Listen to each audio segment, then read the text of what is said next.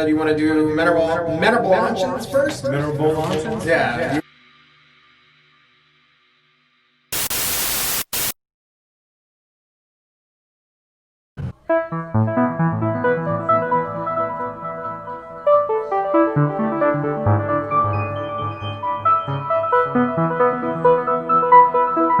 Anthology movies.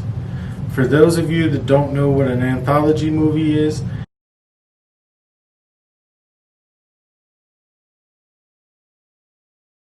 so that's what this episode's about, and let's go ahead and kick it off, I guess. Yeah. Do you want to do memorable launches first? Memorable launches? Yeah. Do you want to do honorable mentions first? Yeah, sure. All right. I'll do mine because I only have one from my childhood that I really wanted to bring up at this point. Okay. Fantasia. Great movie, bringing music, classic music that I would have normally not listened to, and the style of Disney. And I don't care who you are, if you have a broom, you're going to be humming that tune from the Mickey short, and with the broom that comes alive. It's classic. Fantasia. Check it out. Well, what's your number 5, Jerry? My number 5. From a number 5, I chose The Twilight Zone, the movie. You have, huh? That one almost made my list. So close. You have 4 short stories with one bookend. The short stories are Time Out, Kick the Can, It's a Good Life, and the one that we really need to talk about, Nightmare at 20,000 Feet. Time Out, Kick the Can, and It's a Good Life. Don't worry about those. The reason that I put this on number 5 was because Nightmare at 20,000 Feet. Okay. We all know that story. There's something on the wing. Who is it? John, the guy from the Third Rock. John Lithgow. Yeah, John Lithgow. He plays a great character. In the original show, it was William Shatner. And it's been parodied in a bunch of movies and TV shows. I know they did it on the Treehouse of Horrors for The Simpsons. Ace Ventura, Pet Detective, does it where he's looking out the window. There's something on the wing. The makeup they use for John, they show anxiety and fear. They really bring together that story. It's a strong story. The other ones, they're good, but my brain can't really melt them together kind of deal. So, what's your number 5? My number 5 is Sin City. At the time when this movie came out, there was nothing like it. The filmography style, the shooting style, the animation, but not quite animation, the black and white just looked like a comic book. Yeah. And, it had a hard-hitting cast, pretty good actors, and Jessica Alba was in it. Whatever. But I enjoyed the movie. Yeah. It was definitely groundbreaking as far as that style went, and all the stories were pretty cool. It was a very noir style movie, but it all tied together very well in the end. Yeah. So, that makes a good anthology movie for me. I like things in nice, neat bows. I don't want to have to think. So, yeah, that's my number 5 is Sin City. Yeah, the first one, right? Yeah. Okay. The second one, no. Okay. Yeah. Yeah, I watched a couple minutes of that. Yeah, and I was like, I'm good. Same thing. Why do they mess up Frank Miller movies so much? Where they were okay, 300, okay, and then what was it, 300, Age of Empire or something like that? Where, and there was just that movie was just and it didn't have Gerard Butler, and nobody came back for Sin City 2, so it was pointless to even fucking make on. Mickey Rourke came back as Marv. I bet he did. But it might have been CGI. We don't know. Nobody's knocking down Mickey Rourke's door anymore. Yeah. So. Okay. Yeah. What's your number 4, Jerry? My number 4 is the very first movie that I rented from pay-per-view. My parents let me rent this movie, and I love it, and it's on Hulu if you want to watch it. I think it's on the Stars Hulu package. It's Tales from the Hood. I love this movie so much. It's so great. It consists of 4 short stories. The bookmark is story is called Welcome to the Mortuary.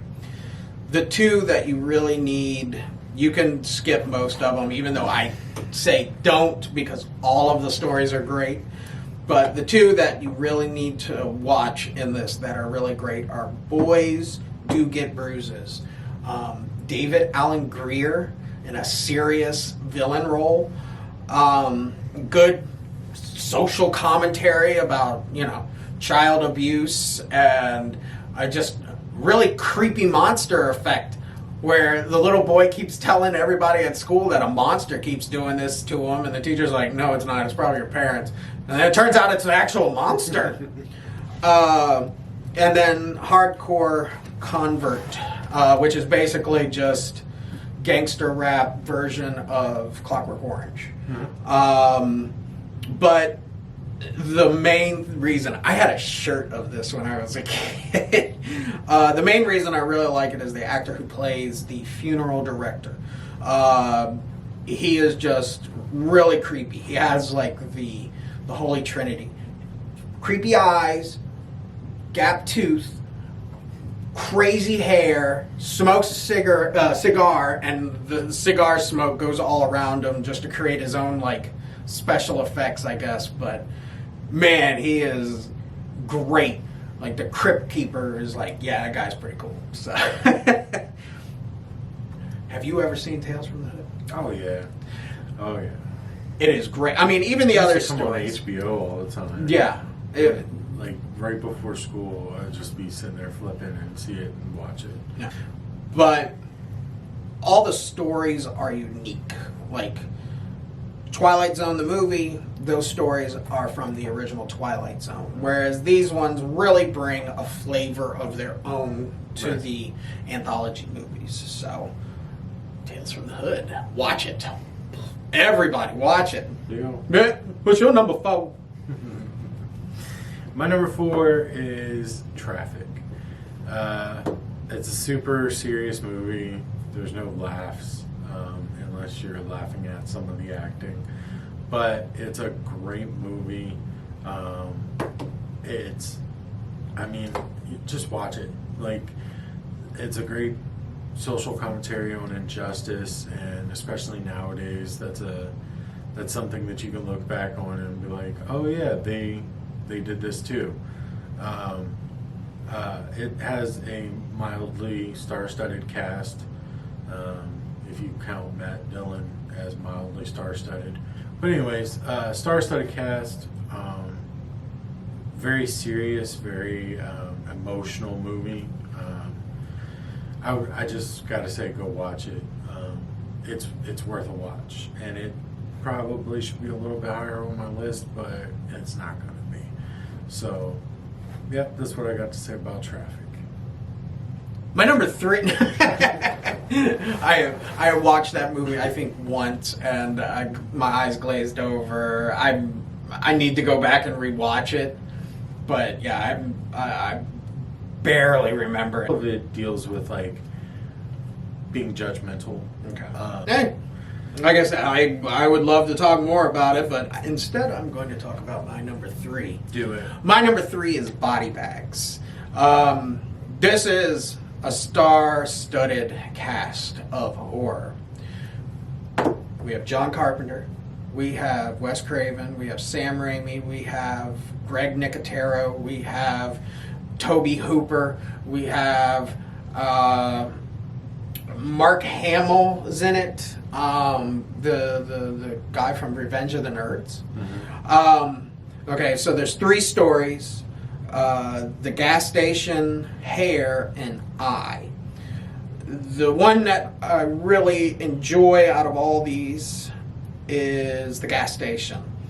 It really is creepy, and it has a link to Halloween, which John Carpenter directed. The people at the gas station, it's just one of those single booth gas stations with some pumps, you know. And on the background, they keep talking about the murders in Haddonfield. And a couple people come up. Wes Craven plays this really good drunk guy who's trying to get the attendant out of the booth and stuff. The other really good one is Mark Hamill's performance in The Eye. Mark Hamill loses an eye, gets a replace of an eye, and now is seeing scenes from the original Eye's owner's murderous streak. Yeah, they made a whole movie out of that. Yeah. And I mean, it's a good concept. Yeah, any one of these things you could make an entire movie out of. And that's another, I think, really good point of what makes a good anthology. If you could take this short story and stretch it to a 2-hour time limit, that's a good anthology short story. Sure. It's all bookended by John Carpenter dressed up as like a crypt keeper working in a morgue. It's a short story. I think it only showed on Showtime like a couple times. I don't think it came in the theaters. So, but my number 3 is Body Bags, and I would highly recommend that one. I just recently saw that Yeah. on some streaming platform, and I haven't seen it, but now I'll watch it. Yeah. But yeah, what's your? Did I do number? I did my number 3. Did you do your number 3? My number 3, and this is one that we've reviewed previously already, Trick or Treat. I fucking love this movie. Yeah. And it's an anthology movie. Yes, it is. So we already did a review on it. I'm not going to speak that much on it outside of it's a great anthology movie. It's a great horror movie. And if you want to know more about it, go back and watch the episode where we review it because we get into it. So that's my number 3. Yeah. That was a number 3? Mm-hmm. You want me to do my number 2? Oh, yeah, go ahead. My number 2 is Creepshow, that we've already talked about earlier today. Creepshow consists of 5 very, very good short stories. They are Father's Day, The Lonesome Death of Jordy Vale, Something to Tide You Over, The Crate, and They'll Creep Up on You. Every one of these stories is magnificent. There is no duds. There is no skip overs.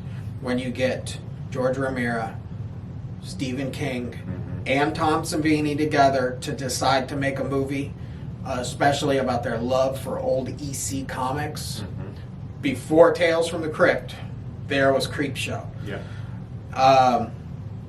Father's Day, you want to watch Ed Harris, the guy from Apollo 13, you know, you want to watch him dance around like a goose on acid? You got that. The Lonesome Death of Jordy, you want to watch the acting debut, maybe, of Stephen King? We got that. You want to watch Leslie Nielsen in a dramatic, dark role as Ted Danza comes back to life as a floating ghoul? We got that. Do you want to watch the great master? What? Ted Danza? Yeah, guy from Cheers. Ted Danza? Ted Danzig. Ted Danzig? Tony Dancing? No, not Danzig. Ted Danson. Dancing. I don't know. Because I know Tony Danza is one thing. Ted Danson, I think. Ted Danson.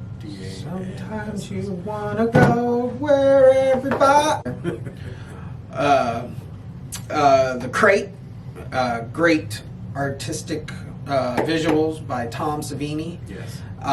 And They'll Creep Up on You probably has one of the creepiest things with a bunch of cockroaches just bursting out of a guy's chest. Thumbs up. And you know Tom Savini was behind that. Yeah. It's bookended by a short story called The Comic Book. My favorite one in this would probably be the Stephen King debut, The Lonesome Death of Jordy Vale. And I just, all of them are great. Watch all of it. Just put the whole movie on. Skip the second Creep Show because that was a horrible movie. Yeah. But the Creep Show, the first one, all of them are great. Cool. Yep. I agree. I mean, they're all fucking amazing. Yeah. They didn't really hit the nail on the head with the new Creep Show, but I still the haven't watched it, so. same people aren't involved, so it only makes sense. What's your number 2? My number 2, and I guess if you're going to go anthologies, Pulp Fiction. It's got to be on your list somewhere. Yeah. Obviously, Quentin Tarantino, some of his best work, if not his best work. Extremely popular movie, a great example of an anthology movie. Every scene in this movie is quotable. Every scene in this movie is classic. You can imagine it. There's no dead time, and I think that Quentin Tarantino does that really well. But there's no dead time in these movies. It's all just go, go, go, go. Even the conversation when it does seem to be slow, it's still very important. It still drives the movies or the segments of the movie. So that's more of a loose anthology movie, an anthology movie nonetheless. Mm-hmm. So yeah, that's my number 2. I mean, It's the wallet that says bad motherfucker on it. I know, I want that wallet. I swear. They're expensive. Yeah. Like you can buy the good cheap knockoffs. Yeah, the good but quality remakes of those are fucking expensive. always that would be my number 1 of just like great quote lines and stuff. It's the wallet that says bad motherfucker on it. Well, let's hear it. What's your number 2, Jerry? My number 1. Oh, Jerry's on number 1, guys. So Yeah. you need to shut the fuck up. My number 1. I know I said that so like yeah, I do. My number 1 is The Ballad of Buster Scruggs. Coen Brothers. Yep. I really feel. Oh, hold on. Coen Brothers directing 6 different films that really combine into one really good one. Those are obviously the title, The Ballad of Buster Scruggs, Near Alamgodomes. It's a town in Texas or something. Meal Ticket, All Gold Canyon, The Gal Who Got Rattled, and The Mortal Remains. Okay, all of these short films are just great. They're shot well, they're shot cinematically. There's a lot of good cameos in there, from James Franco to the guy from Taken. I'll never remember his name. Liam Neeson. Bananas. The Ballad of Buster Scruggs starts with a very cartoony style cowboy. Got the big white hat, like Roy Rogers, and even he shoots a guy, and you can see the beam of light coming from the hole, and it ends. Well, it peaks in the middle with a very realistic style of cowboy movies, where death is not this glorious thing that it was in the old Wild West films of the 50s and the 40s, where it's actually someone who's lost their life, not Right. I shoot the gun and woo, rootin', tootin', shootin'. And then it ends with Mortal Remains, which is great acting. It's in a small set, and it's 5 different actors just playing off of each other that are really powerful. Yeah. All right, well, I'm definitely going to check that one out. Yep. Body Bags and The Ballad of Buster Scruggs. Yes. Check those guys out. And obviously now I'm going to have to rewatch Creep Show. What's your number 1, Jacob? Let me tell you about it. My number 1 is 4 Rooms. I fucking love this movie. Mm-hmm. I think actually the first time I saw it again was with Jerry. It's a perfect anthology, but it also takes a twist on anthology, because the only thing connecting 4 different stories is one character bouncing from hotel room to hotel room, trying to put out fires, deal with witches. I mean, it's just, the movie is basically just a bellhop dealing with 4 different rooms, bouncing back and forth, and you get little bits of each story as you go along, and it's a great movie. Yeah. It's funny, it's entertaining. You can't tell what's coming. There's no way to, like, you can't see things coming. Even now when I watch it, and I would have never been able to read this movie. And somebody who watches movies as much as I do, or Jerry does, we can read a movie pretty far out, ever able to read. Is that Pierce Brosnan? No. Oh, no, it's Antonio Banderas. Who else is in this shit? Anybody? Or Marissa Tomei? She is in it for like 4 seconds. She picks up the telephone.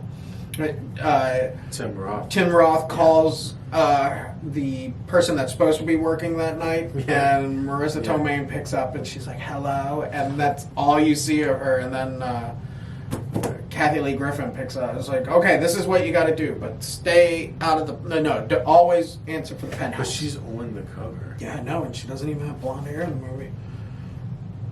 That's so weird. Yeah, see, there she is. Huh.